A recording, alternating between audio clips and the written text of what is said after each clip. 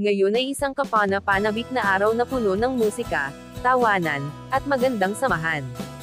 Maghapon kaming nag-set up ng sound system sa Davao Wines para sa live music event nila ngayong gabi. Inaabangan namin ang isang gabing puno ng magagandang kanta at good vibes. Nakatakdang magtanghal sina Dodoy at Jonna, isang mahuhusay na acoustic duo. Hindi may kakaila ang kanilang chemistry sa entablado, at hindi na kami makapaghintay na makita sila sa aksyon. May kumakalat na chismis na si Jonna ay may kaunting crush kay Dodoy, na nagdagdag ng dagdag na patong ng kaguluhan sa gabi. Si Tonton naman ay hindi maiwasang maiyak sa kanilang lovey-dovey vibes. Habang papalapit ang oras para sa pagtatanghal, naging mas masigla at masigla ang kapaligiran sa Davao Wines. Ang mga tao ay sabik na nagtipon sa paligid, handang tangkilikin ang isang gabi ng musika at pagpapahinga. Ang sound system ay nasuri at gumagana ng perpekto, salamat sa aming mga pagsisikap.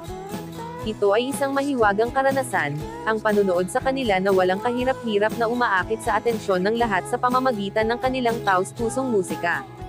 Sa buong gabi, ang mga tao ay kumanta, at lubos na nagsaya. Maliwanag na ang pangyayaring ito ay mananatili sa kanilang alaala sa mahabang panahon. Nang makita ang kagalakan at kaligayahang ito sa gitna ng karamihan, ang aming mga puso ay lumaki sa pagmamalaki, alam na kami ay may maliit na bahagi sa paglikha ng mahiwagang kapaligiran na ito. Nais kong ipahayag ang aking pasasalamat kina Ma'am Suzette at Sir Lance sa pagbibigay sa amin ng pagkakataong ito. Ang kanilang pagtitiwala sa aming kakayahang maghatid ng kamangha-manghang set-up ng sound system ay naging mas espesyal ngayong gabi. Ang kanilang suporta at paghihikayat ay mahalaga sa amin, at nagpapasalamat kami sa kanilang patuloy na paniniwala sa aming mga kakayahan.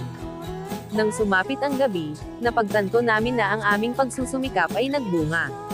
Nasaksihan namin mismo ang magic ng live na musika at naging bahagi ng isang bagay na mas malaki kaysa sa aming sarili.